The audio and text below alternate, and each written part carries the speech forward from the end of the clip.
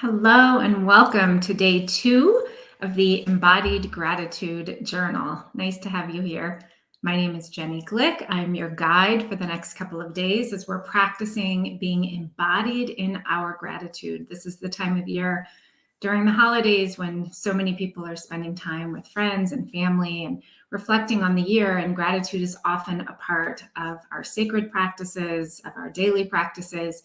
And I'm a firm believer that unless something like gratitude, just like joy, just like wealth, just like delight or passion, that all of those experiences must be anchored in the body, must be felt in the body. And until you have an embodied experience, until you train yourself to feel gratitude internally, it becomes incredibly difficult for you to experience connection with someone else, especially your intimate partner, your children, your maybe elders that you're caring for. So any intimate relationship in your inner circle that challenges you can be improved by you practicing these embodied techniques for gratitude. So yesterday we talked about connecting to your heart, putting your hand on your heart, breathing into the life that moves through your heart. And today I want to talk about song. I want to talk about words. Your words are wands. I didn't make that up. I heard that somewhere. It sounds so good and it's so true. Your words create your reality. And your words organize you. You're just billions and billions of cells, maybe trillions of cells that are in this package that you call an individual. And when you practice using the frequency of your words to organize your cells, to organize your body, to organize your experience in an expression of gratitude, what happens is you're priming yourself for having an up-leveled experience in your world. Even if your hot water heater goes out, your basement floods, you get snowed in and can't go to your holiday dinner. Even when life happens, when you prime your cells using your words and an up-leveled frequency, what happens is your experience of life starts changing dramatically.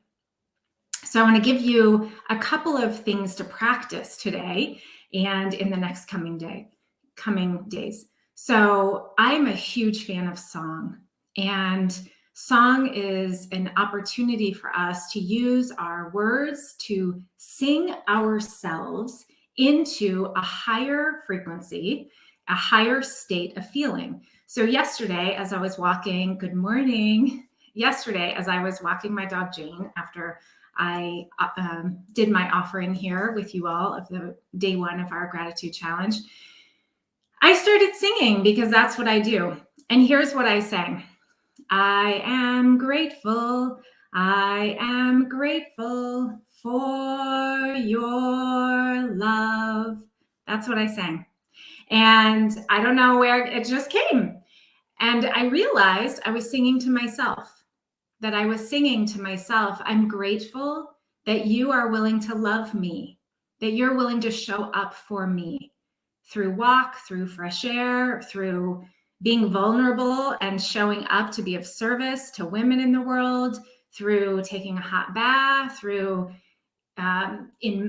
enjoying delicious food, all of the things that I do to take care of myself, to take care of my creativity, to nourish myself, so that I might be available for my husband, for my son, my family, my friends, and my community here. I'm grateful for that. So I started singing it. So song is a personal mantra. You can, as you're driving to work or walking your dog or walking to the kitchen right now, you can start singing yourself into a state of gratitude. And feel the vibration of your voice. And you don't have to be a singer. You know, the first thing we want to say is like, I'm not a singer. We all have voices. Those of us who are willing to use our voice get to engage in song. And song is celebration. It's an act of gratitude. It's an act of celebrating yourself for being here on this planet and knowing yourself as a whole human being.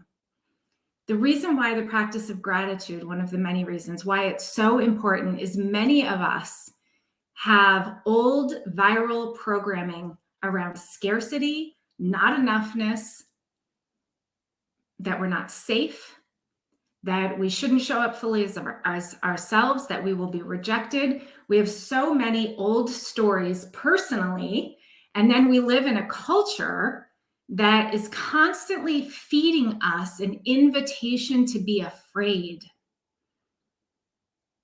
And when we are in that state, that hypervigilant state of anxiety and fear, the pathway out is embodied gratitude. The pathway out is mantra, is song, is using your words as wands. So that means when you're sitting in a traffic jam or a snowstorm that is preventing you from getting to where you want to be, practicing words of gratitude, not to be Pollyanna, but practicing words of gratitude so you can start painting a different reality, because you're going to be stuck in the snow anyway, right? And so you may as well uplift your frequency, because again, we're trillions of cells organizing around a particular frequency. What frequency are you organizing around? When we become conscious of our words, I'm a huge proponent of the women who I work with talking to themselves, speaking out loud, looking in the mirror. I often invite them to look in the mirror and talk to themselves, to start recognizing the narratives that you organize yourself around. Because if you're feeling emotionally bankrupt, if you're feeling exhausted, if you're feeling worried and anxious and afraid and not safe, then all of that starts with you. And you can start practicing something radically different by embodying gratitude, even when that's something that we say all of the time in my program, my 8-week relationship mastery program. Even when the baby's crying, my partner just asked for a divorce, I'm not going to be able to go to Thanksgiving with my friend or family. My car broke down. How do you organize around a higher frequency even when? Because you're going to have to deal with that situation anyway, right? You may as well deal with it with an open heart, with a song, with an anchored state of recognizing that you're whole, that you get to celebrate this moment of life. So I encourage you to sing, to notice your words as wands. I encourage you to pay attention to what narrative you might be organizing yourself around, what frequency you might be organizing all of your trillions of cells around. Thank you so much for being here. Thank you for being part of this community. I look forward to seeing you tomorrow.